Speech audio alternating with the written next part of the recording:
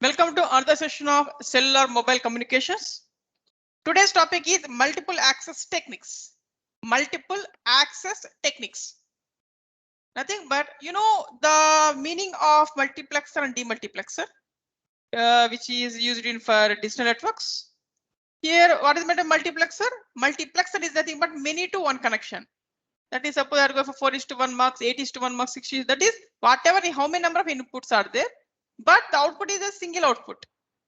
For demultiplexer, single input, many outputs. That is, suppose the same multiplexer which is used in communication systems, nothing but many number of users can use the single output channel. Right? That is the thing, but multiple access schemes. Multiple access schemes are used. The number of mobile users can share finite amount of radio spectrum. You know that the radio spectrum is very limited. For this very limited, many number of subscribers are there. Many number of subscribers utilize the limited radio spectrum for different, whether it is in based on frequency or based upon time, based upon code, whatever it may be. Simultaneously share the frequency spectrum.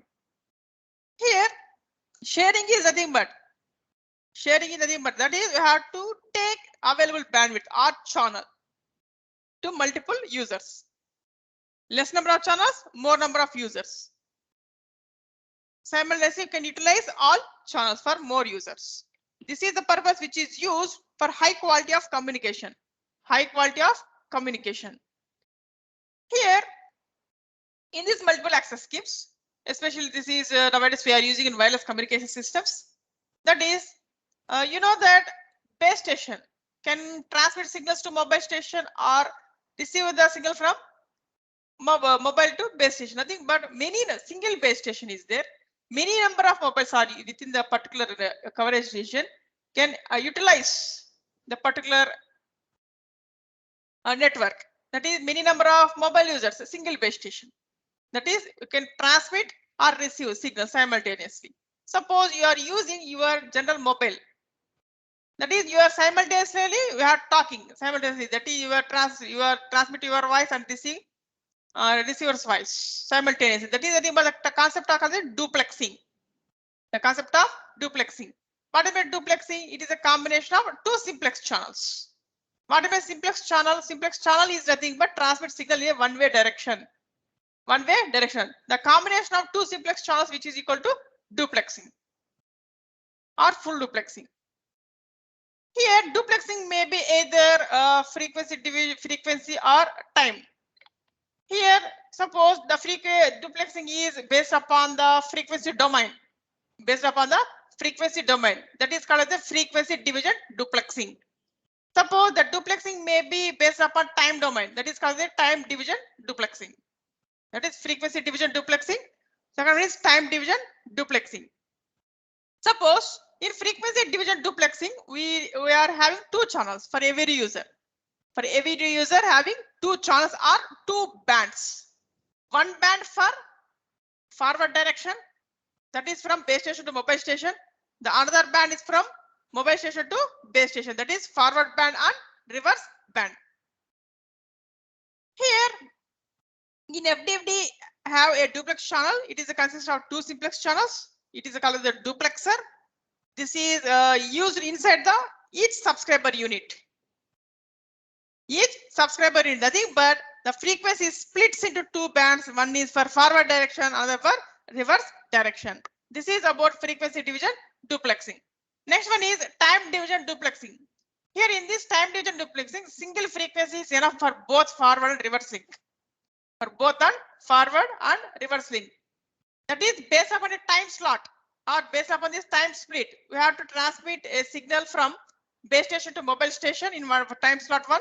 In time slot 2 from mobile station to base station in reverse direction. That is in both directions we are using single frequency is enough in time division duplexing. But in FDD, two channels are required. That is the difference between FDD and TDD. See this figure, how FDD works and how TDD works. Suppose take in first figure A, that is FDD, which provide two simplex channels. One for forward channel, another for reverse channel, which can be split based on frequency split. The second figure B shows time division duplexing, which provides two simplex time slots, not channels. Two simplex time slots. That is time slot 1, the same frequency used for forward channel. The time slot 2, the same channel used for reverse channel. This is about the basic difference between frequency division duplexing and time division duplexing. Right. Here there are different trade-offs between FDD and TDD approaches. I think, but in FDD, two different frequencies are allocated to particular user, one for forward direction, another for reverse direction. That is, we have to transmit or receive the signal, radio signal means greater than 100 dB. Suppose the frequency allocation used for forward and reverse channels must carefully coordinated in FDD. Suppose both forward and reverse should be equal in FDD, nothing but other interference occurs. So that is a problem main occur in FDD. That's why I have to go for TDD. That's why that in TDD the single frequency is used for both forward and reverse direction. Based upon that, multiple access schemes introduction. Now we are going for what are the categories into the multiple access schemes. That is, there are basically three types: frequency division multiple access, time division multiple access, code division multiple access. These are the three major access techniques which is used to share available bandwidth in a wireless communication systems for more number of subscribers. Basically, these three types of multiple access system grouped from narrowband and wideband systems. Narrowband and wideband systems. Here, what is meant by narrowband and what is meant by wideband systems? Here, the narrowband system is nothing but the available spectrum divided into more channels. That is, each channel width is very, very less. Very, very less. That is, in narrowband system, which is used to relate the bandwidth of a single channel. The bandwidth of a single channel to the expected coherence bandwidth of that channel. That is, we require each channel width is 100 megahertz each channel, but we are dividing instead of 100 megahertz, we have to go for 50 megahertz. Then automatically this is a narrowband system. Generally, this type of narrowband systems we are using FDD techniques. That is frequency division duplexing. Why? Because in FDD having forward and reverse channels. That is, we require two channels for each user. So that's why narrowband system, especially which is used in FDD instead of TDD. Right? To minimize the interference between forward and reverse links. To minimize the interference between forward and reverse links in the FDD techniques, we will split with a difference is there. Difference between forward and reverse channels. Then only have to minimize the interference. Suppose we are applied FDMA and FDD.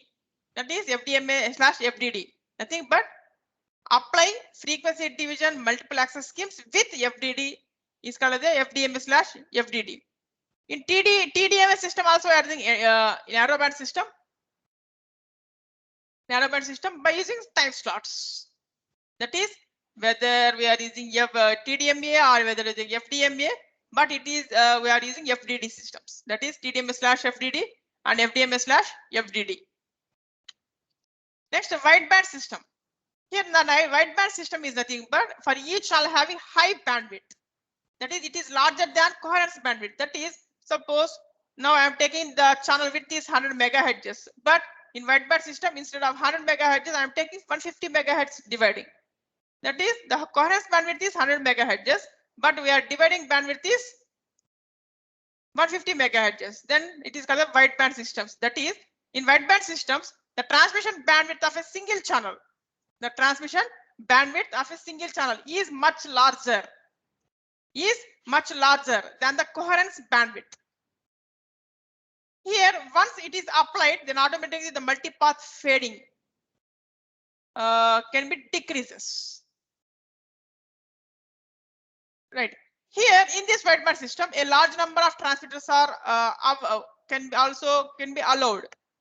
Large number of transmitters can be allowed. Here for this wideband systems, we are using TDMA technology and CDMA technology. And especially this is used for TDD system, that is TDMA/TDD, CDMA/TDD. Based upon this wideband and narrowband systems, now we are going for the first major technique in multiple access systems is frequency division duplexing. Frequency division multiple access systems, FDMA. Frequency division multiple access, FDMA. Here this is a figure shows. Now I am taking the graphical representation of these multiple access schemes in the three parts. X-axis is frequency, Y-axis is code, frequency, and Y-axis is time, and Z-axis is code. Likewise, three axis, frequency, time, and code. Here the name is frequency division multiple access. That is, now I'm taking frequency spectrum with respect to the frequency and divide the number of channels. That number of channels are capital N. Channels, capital N. Here, individual channels are allocated to individual users. One band for forward direction, another band for reverse direction. Here we have to apply the FDD systems, frequency division duplexing systems. The features of this FDMA technology. In FDMA technology, the channel carries only one phone circuit at a time. That is, the frequency is fixed for particular user at a time. The particular frequency is not used by any other user. Second feature, in an FDMA channel, if it is not in use, then it is sit idle and it cannot be used by other users to increase or share the capacity. Once the frequency allocated to particular user, that is fixed for the particular user only.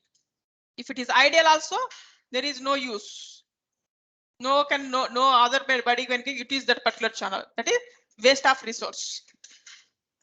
After assigning of a voice channel, the base station and mobile transmit simultaneously and continuously.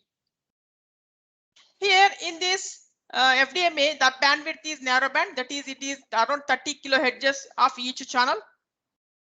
30 kilohertz of each channel. Next one, the symbol time is large as compared to average delay spread.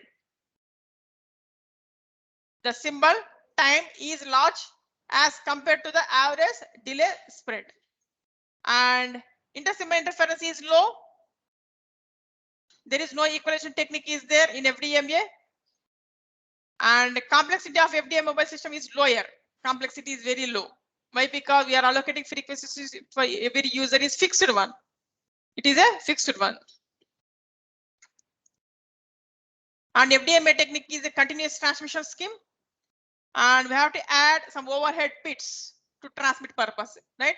In the topic of we are discussing in digital mobile telephony, to transmit every 48 bits of code word, we have to add 21 synchronization bits. That is the overhead bits that is required in FDMA technology. And the cost of the FDMA system is more compared to FTDMA technique. And FDMA mobile unit uses duplexers for both transmitter and receiving operation. And FDMA requires a tight RF filtering. FDMA requires tight RF filtering to minimize the adjacent channel interference. These are the features of FDMA. Next one, non-linear effects in FDMA. Non-linear effects in FDMA. That is not, is there any drawback in FDMA? Non-linear effects. Here, suppose many n number of channels are there. Here in this n number of channels, the many channels can be shared single antenna. That is at base station. Here, whenever the more channels are utilized the same antenna, the power required or amplifying is more. Or we are required power amplifiers or power combiners to operate near saturation for maximum power efficiency. Here, whenever using many channels to share single antenna, we are getting a nonlinear effects, that is intermodulation frequencies. Here, when intermodulation is the undesired RF radiation, we don't know which channel is used for which subscriber. That is, we are using single antenna for more number of channels. That is this intermodulation which provides harmonics in the signal, which provides harmonics in the signal, whether you have to transmit to mobile station or receive to mobile station, whatever it may be, the signals can contain harmonics. Harmonics, nothing but some disturbance in the signal. Some disturbance in the signal. This is present in nonlinear effects in the FDMA. Here, how to calculate the number of channels that can be simultaneously supported in a FDMA system. The number of channels can be simultaneously supported in a FDMA system is given by capital N, which is equal to BT minus 2B God divided by BC. BT minus 2B God divided by BC. What do I mean BT here? What is the total spectrum? Minus 2B God. The God bits are required for production divided by BC, channel bandwidth. You know how to calculate the number of channels. That is total spectrum divided by channel width. Then automatically calculate the number of channels. That's why capital N, which is equal to BT minus 2B God divided by BC. Right. This is about the first major multiple access schemes, that is FDMA. Right. In next class, we will discuss about the next two topics, that is TDMA and CDMA. Thank you for joining this session. Do you have any query related to multiple access systems and frequency division multiple access? Please type your query in a chat box. Thank you for joining today's session.